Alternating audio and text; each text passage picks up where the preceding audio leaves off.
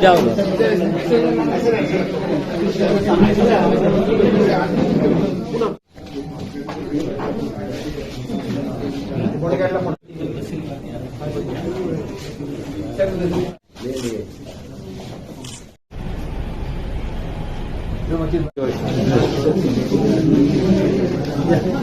हजरत शेख मुंतजबीन जरजरी जरबख्श साहब का 736वां उर्स खुलताबाद में होने जा रहा है। आज उसकी सभा यहाँ पे संपन्न हो गई।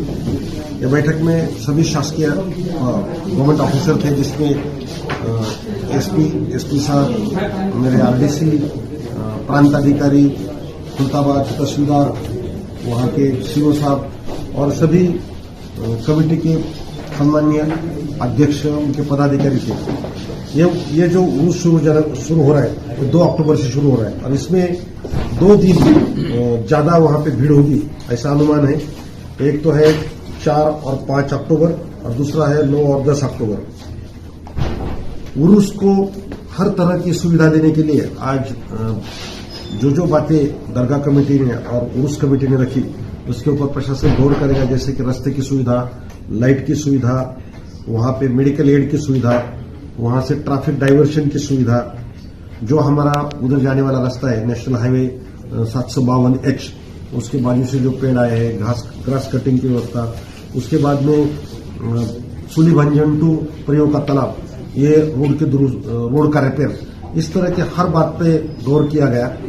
और इस बार एसपी साहब ने एक अलग से मुद्दा इसमें नया रखा, जिसमें कि जो मिसिंग सामान है और मिसिंग बच्चे हैं उनको मदद करने के लिए हम एक अलग से विशेष व्यवस्था निर्माण करने वाले हैं। और फायर ब्रिगेड की जो गाड़ी रहेगी वहां पे खुलताबाद की, उसके साथ औरंगाबाद की भी गाड़ी रहेगी और औरंगाबाद का जो ट्रेन स्टाफ है, प्रशिक्षित स्टाफ, वो भी उसके साथ रहेगा। ऐसी सभी बातों पर चर्चा की गई। मेरी सभी नागरिकों से, मुस्लिम भाई बहनों से रिक्वेस्ट है और बाकी भी भाइयों से रिक्वेस्ट है कि आप बड़े जोश के साथ, उत्साह में उर्स में शामिल होइए और जहां तक प्रशासन ने आपको जो कायदे, कानून और नियम लगा के दिए उसका पूरी ढंग से पालन कीजिए। और हमको ये उर्स एक अच्छी तरह से उसको मनाना है।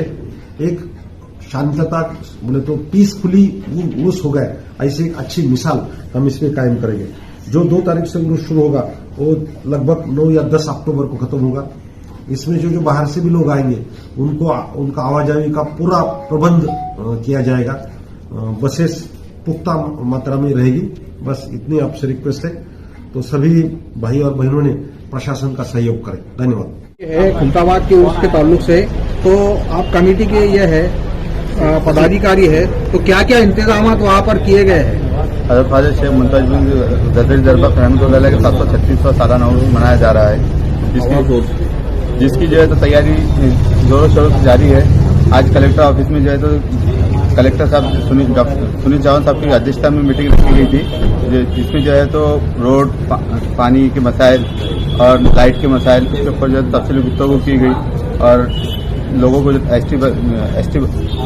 एसटी के संचालकों को जो है तो डायरेक्शन दिया गया कि वे अपनी ज्यादा से ज्यादा बसें जो है तो जायरीन की सहूलतों के लिए छोड़े। उसके बाद जो है तो फायर ब्रिगेड को जो है तो डायरेक्शन दिया गया कि आपको जो है तो प्रशिक्षण फायर ब्रिगेड के वापरने के लिए जो है तो प्रशिक्षक जो है तो अधिकारी को जो है तो आप लेंगे।